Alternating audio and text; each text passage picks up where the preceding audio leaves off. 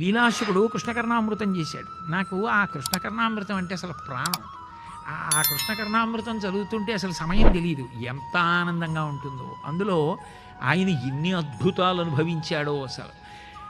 అందులో ఒక ఆవిడ ఏం చేసిందంటే, నందవ్రజంలో అమ్మ బాబోయ్ పైన కట్టినా వదలడు, గంటలు కట్టినా వదలడు, కింద పెట్టినా వదలడు, ఎక్కడ పెట్టినా వదలడు, పైకి ఆఖరికి తీసుకొచ్చి కోడలు మూతికి రాసి ఇంట్లో గొడవలు ఎడతాడు.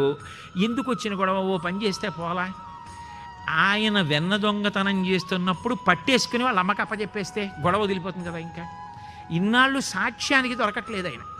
ఇప్పుడు సాక్ష్యం దొరకాలంటే ఆయన ఎదురుగుండానే తలుపులు తెరిచి, ఎదురుగుండా కుండ పెట్టి, కుండ నిండా వెన్న పెట్టి, తలుపు చాటున నేను ఉంటాను. వస్తాడు, కూర్చుంటాడు, అటు ఇటు చూసి ఎవరూ లేరని.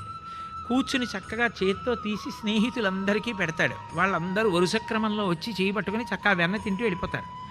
ఆఖరణ తను తింటాడు. చేతుల నిండా వెన్న ఉంటుందిగా, ఆ కుండలో పెట్టి తీస్తాడుగా, అప్పుడు చటుక్కుని పట్టుకుంటాడు చెయ్యి, తలుపు చాటు నుంచి వచ్చి పట్టుకుని, ఇదిగో చూసావా మీ అబ్బాయి చేసిన పని అని. ఆయన్ని పట్టేసుకుంటే మిగిలిన వాళ్ళు పారిపోయి ఆగుతారు.